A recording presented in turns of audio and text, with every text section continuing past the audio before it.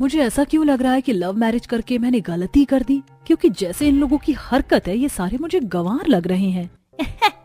अरे उषा बहन, तुम्हार बहुरिया तो बहुत ही सुंदर है। अरे हमारी बहू मॉडर्न जो है। ए काकी, हमको दिखा अपनी बहुरिया। सॉरी, मैं आप सबसे अब कल मिलूंगी, मैं बहुत ज्यादा थक गई हूँ। अतुल, रूम में चलें क्या? अरे जाने दो बहुरिया को बहुत दूर से आई है ना, थक गई होगी। कोई बात नहीं बहू, तुम आराम करो। मिहिका बहाने बनाकर अतुल के साथ कमरे में चली जाती है और कमरे में जाते अतुल पर चिल्लाने लगती है। ये सब क्या है अतुल? अगर मैंने तुमसे कभी नहीं पूछा कि तुम कहाँ से हो तो क्या तुम्हें बताना नहीं चाहिए था कि तुम एक छोटे से गांव के रहने वाले हो, वो भी ऐसा गांव जहाँ पर हर कोई गंवार है। मिहिका, मेरे घर वाले या गांव वाले गंवार नहीं हैं, बस इनका रहन सहन और बोली तुमसे अलग है। और तुम शहर में सोसाइटी में अकेले रहकर आई हो, तुम्हें अकेले रहने की आदत है, इसलिए तुम्हें ये लोग गंवार लग रहे हैं। पर अगर तुम इन सबके साथ अच्छे से रहोगी तो तुम्हें खुद पता चल जाएगा कि ये लोग गंवार नहीं हैं। इतना बोलकर अतुल वहां से चला जाता है। अब इसी तरह कुछ दिन बीत जाते हैं और मिहिका की तबीयत ठीक ना होने की वजह से ना तो वह किसी से बात करती और ना ही कमरे से बाहर आती, जिस वजह से उषा और मिहिका की नंद गौरी परेशान हो जाती हैं। माँ, हमको लगता है कि भाभी की तबीयत बहुत ज्यादा खराब है, हमें उनके लिए काढ़ा बनाना चाहिए। अरे बेटा, काढ़ा तो मैं पहले ही दिन तेरी भाभी को पिला देती, पर ये मॉडर्न लोग काढ़ा कहाँ पीते हैं। पर कोई बात नहीं, तू जाकर सिमरन से बकरी का दूध लेवा, ऐसी हालत में बकरी का दूध बहुत फायदा करता है। उषा के कहने पर गौरी अपनी दोस्त सिमरन से बकरी का दूध मांग लेती है और उसे लेकर अपनी बेटी के साथ अपनी बहू के कमरे में जाती है और उसे दूध पीने के लिए देती है। ए बहू, तुम हमारे हाथों का काढ़ा तो पियोगी नहीं, इसीलिए हम सोचे हैं कि तुम्हारे लिए गर्मा गर्म दूध ले आए। पी लो मिहिका, दूध ही तो है। अतुल के कहने पर मिहिका मुंह बनाकर दूध पी लेती है, पर उसे दूध का स्वाद बड़ा ही अजीब लगता है और वह मुंह बनाते हुए अपनी सास और नंद से कहती है, आपने दूध में क्या डाला था, इसका टेस्ट बहुत अजीब है। भाभी, दूध का स्वाद तो बिल्कुल वैसा ही था जैसे एक बकरी के दूध का होता है। लगता है आप कभी बकरी का दूध नहीं पी हो। क्या? बकरी का दूध? देख रहे हो अतुल, तुम्हारे घर वालों ने क्या किया, मुझे बकरी का दूध पिला दिया।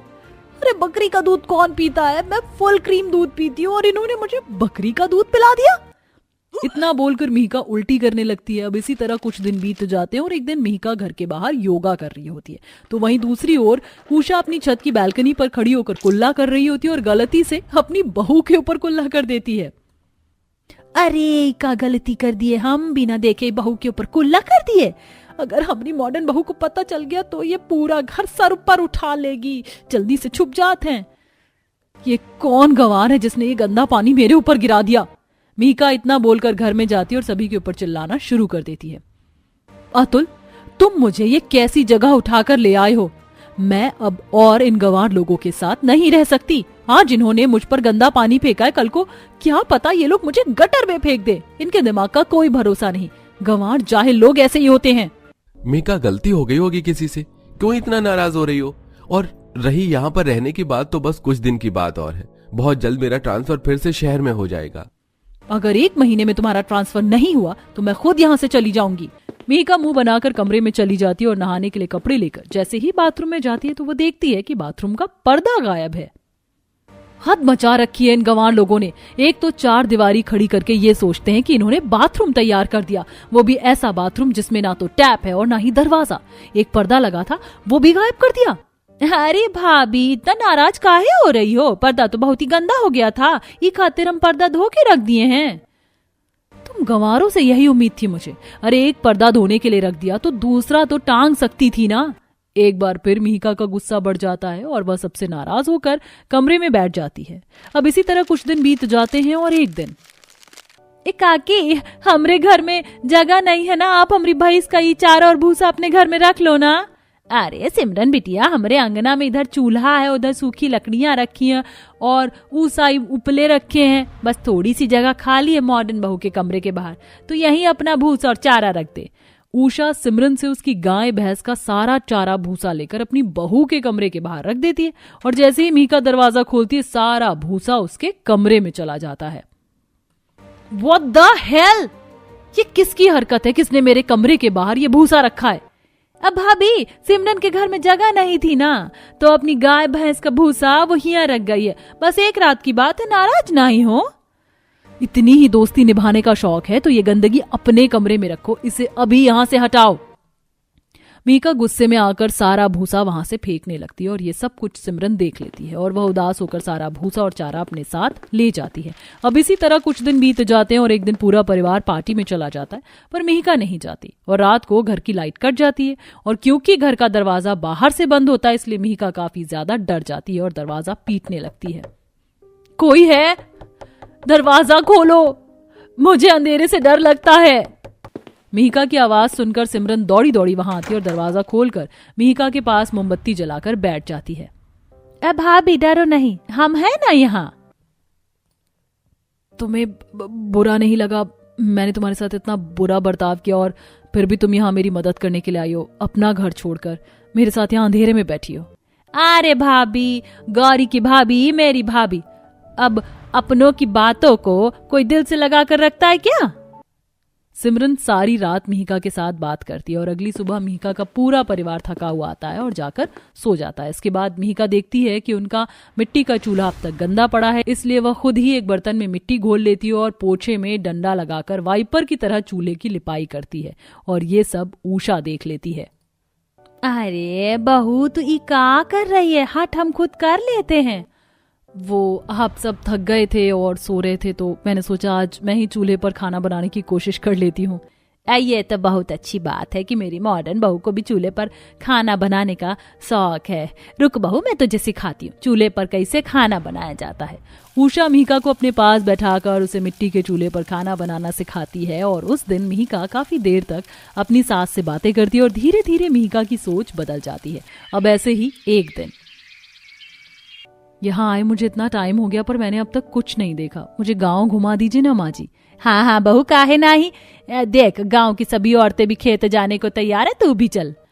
अरे वाह बहुरिया, जब से यहाँ आई हो तब से पहली बार हम देख रहे हैं तुमको किसी से इतने प्यार से बात करते हुए। पर कोई बात नहीं, तुम हम औरतन के साथ चलो, हम घुमा देते हैं तुमका गाँव। मैं भी चलूंगी। ठीक है, आप सब चलो। मिहिका पहली बार अपनी नंद गौरी, सिमरन, सास और गांव की कुछ औरतों के साथ खेत जाती है और उनके साथ समय बिताती है, जिसके बाद उसकी सोच उन लोगों के लिए पूरी तरह से बदल जाती है। और जब वह घर आती है तो अतुल बोलता है, मिहिका, मेरा ट्रांसफर फिर से शहर में हो चुका है, जल्दी से सामान पैक कर लो, कल हमें निकलना है। क्या निकलना है? पर मुझे नहीं जाना यहाँ से, मैं शहर जाकर बोर हो जाऊंगी। तुम तो शहर में काम पर चले जाओगे, तुम्हारे जाने के बाद वहां मुझसे बात करने के लिए कोई नहीं होगा और मैं दीवारों से तो बात कर नहीं सकती। शहर जाने से अच्छा है कि मैं गांव में ही माँ जी के साथ रहूं। यहाँ के लोग बहुत अच्छे हैं, ये लोग मेरी फिक्र करते हैं, पर वहां मुझे कोई नहीं पूछता और अब मुझे यहाँ अच्छा लग रहा है, इसलिए तुम आराम से जाओ, मैं यहाँ ठीक हूँ। इस सच में भाभी, आप यहीं रहोगी हमारे साथ? हाँ गौरी। गौरी की बातों से ना सिर्फ अतुल बल्कि उसका पूरा परिवार बहुत खुश हो जाता है, जिसके बाद अतुल काम करने के लिए शहर चला जाता है और मिहिका अपने गांव वाले ससुराल में रहती है। इसमें ये कंकड़ कहाँ से आ गया और बासी भी क्यों लग रहा है? इसे तो खाकर मेरा पूरा मुंह का टेस्ट खराब हो गया, ऊपर से कंकड़ और मेरे दांतों में दर्द हो रहा है। ये क्या है बबीता बहू, तूने शैली बहू को ये कंकड़ वाला गाजर का हलवा दिया? अरे कोई काम कर रही है तो दिल से अच्छे तरीके से करना, कोई काम ऐसे क्यों करना जिसमें चार लोग तुम्हारी शिकायत ही करते रहे। देख रही है तेरी वजह से शैली बहू को कितनी दिक्कत हो गई है। मुझे तुझसे ये उम्मीद नहीं थी और तू यही हलवा हम सबको भी खिलाएगी। माँ जी मेरी बात तो सुनिए। रहने दे बहू, तूने तो हद ही कर दी है। गलती करने की बाद हर कोई माफी मांगता है, लेकिन तुझसे तो माफी भी नहीं मांगी जा रही है। तुझे तो अकड़ दिखानी है कि मैंने काम तो कर दिया है। शैली बहू चल तुझे मैं दवाई दे दूं, दांतों में दवाई लगा ले, ठंड में वैसे भी हर छोटी सी चोट इतना दर्द दे जाती है। बबीता ने अपनी देवरानी के साथ ऐसा क्यों किया? कंकड़ वाला हलवा क्यों खिलाया? कंकड़ वाले हलवे के पीछे की पूरी बात जानने के लिए हम कुछ समय पीछे चलते हैं। आखिरकार अब मेरी मन पसंद की बहू आ ही गई। एक गांव की गवार बहू है और अब मॉडर्न बहू भी आ गई। मैं सच में बहुत खुश हूँ। माँ जी खुश तो मैं भी हूँ कि अब हमारे घर में मॉडर्न और गंवार दोनों बहू का तालमेल बराबर होगा। जहाँ मुझसे गलती होगी वहाँ पर मेरी मॉडर्न देवरानी साथ देगी और जहाँ मेरी मॉडर्न देवरानी से गलती होगी वहाँ पर मैं रहूंगी उन्हें ठीक करने के लिए। मुझे अपनी तरह तो मत ही लगाओ। मैं आपकी तरह गंवार नहीं हूँ, मैं मॉडर्न हूँ, मुझसे गलतियाँ नहीं होती हैं। अगली सुबह शैली रसोई में जाती है। आज तो मेरी पहली रसोई की रस्म है, लेकिन मैं अपनी गंवार जेठानी की तरह 56 भोग तो नहीं बना सकती। जल्दी से काम निपटा लेती हूँ, वैसे भी ठंड हो रही है। अरे हाँ, मैं बाहर से खाना ऑर्डर कर लेती हूँ ना, पैसे तो मेरे हाथ से ही दिए जाएंगे ना। अरे शैली, तुमने बाहर से खाना क्यों मंगवाया है? आज तो तुम्हारी पहली रसोई की रस्म थी ना, तुम्हें घर में ही खाना बनाना था। ओ प्लीज जेठानी जी, आप तो मुझे कुछ मत ही बताओ। अरे पहली रसोई की रस्म है, इसका मतलब ये थोड़ी ना है मैं गंवारपना दिखाऊं कि रसोई में 2-2 घंटे तक खड़ी होकर कुछ ना कुछ बनाती रहूं। अरे दिमाग से कभी चल लेना चाहिए, मैंने बाहर से खाना ऑर्डर कर दिया है। शैली इसी तरह अपनी गंवार जेठानी को नीचा दिखाती रहती है। हाय, कितनी ज्यादा ठंड हो रही है। अब ये पानी गर्म होने में 1 घंटा लगेगा। अरे मुझे क्या 1 घंटा लगे या 4 घंटा लगे, आराम से नहाऊंगी। 1 घंटे तक पानी गर्म होता देख बबीता शैली से कहती है, अरे शैली, तुम रॉड से पानी क्यों गर्म कर रही हो? इससे पानी गर्म होने में काफी ज्यादा बिजली का बिल आया था। मुझे बता देती ना, मैं चूल्हे पर तुम्हारे लिए गर्म कर देती पानी, जल्दी गर्म हो जाता है और बिजली का बिल भी बचता है। कभी तो अपना गंवारपना घर छोड़ दिया करो। अरे जब हमारे पास रॉड है तो हम क्यों चूल्हे पर पानी गर्म करें? अरे वैसे भी मैं चूल्हे पर पतीले में पानी गर्म करूंगी और लेकर जाऊंगी, पानी छलक गया तो मेरा हाथ तो जल जाएगा ना। ठीक है शैली, जैसी तुम्हारी मर्जी। शैली रोड से पानी निकालने लगती है कि तभी उसे जोर से करंट लगता है। मेरे ये करंट कैसे लगा? हे भगवान, इससे अच्छा तो मुझे गंवार जेठानी जी की बात ही सुन लेनी चाहिए थी, कम से कम करंट से तो बच जाती। शैली कभी गंवार जुगाड़ू जेठानी की बात नहीं मानती। ऐसे ही कुछ दिनों बाद सब एक साथ बैठे होते हैं। अरे बबीता, ये तुम क्या कर रही हो? जेठ जी, ये मेरी गंवार जेठानी को कुछ गंवारपन करने के अलावा आता ही क्या है? मैंने पूछा था तो कह रही थी कि सर्दी में लगाने के लिए क्रीम बना रही है। अरे इतने महंगे महंगे बढ़िया बढ़िया लोशन आते हैं, वो खरीद लेना चाहिए। क्या गंवारपना दिखाना है?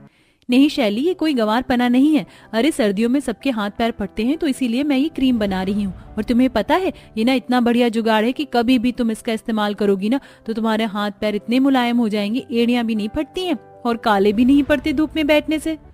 रहने दो, मैंने जो इतनी महंगी क्रीम ले रखी है, लोशन ले रखा है, वो क्या किसी काम का नहीं है? अरे अगर तुम जैसे लोगों के जुगाड़ चलने लगे तो बड़ी बड़ी कंपनी ही बंद हो जाती हैं। मुझे नहीं चाहिए तुम्हारी ये जुगाड़ वाली क्रीम।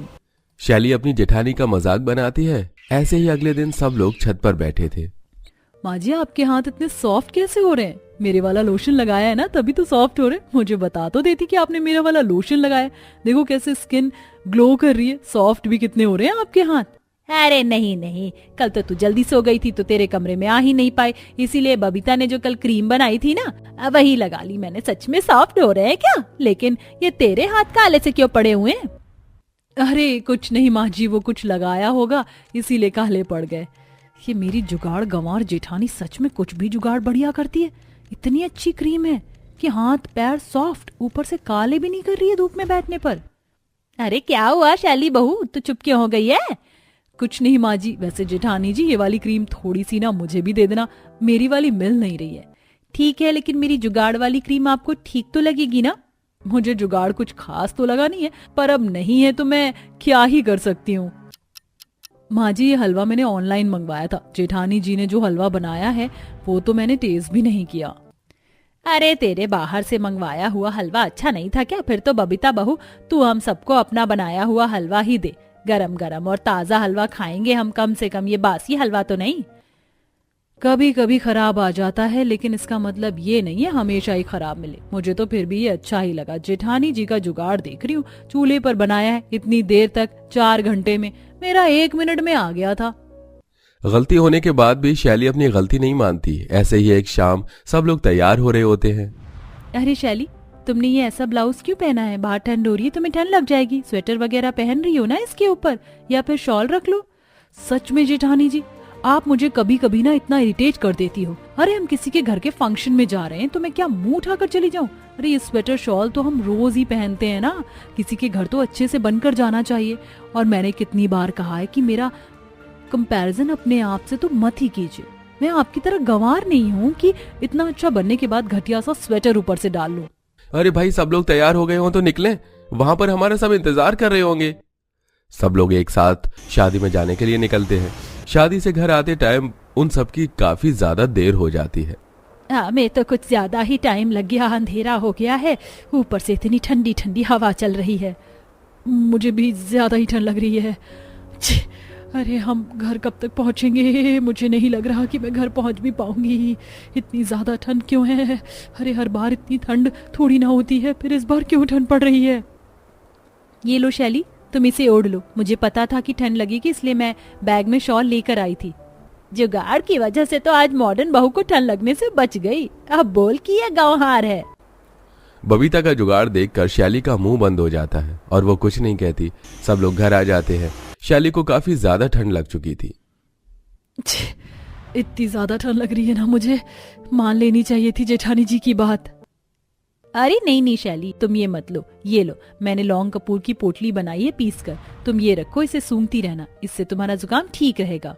अपनी जेठानी के नुस्खे को देखकर बबीता को अपनी गलती का एहसास होता है। अगली सुबह शैली सबके सामने अपनी जेठानी से कहती है, मुझे माफ कर दो जेठानी जी, मैंने हमेशा आपको गंवार समझा, लेकिन आप तो बहुत स्मार्ट निकली।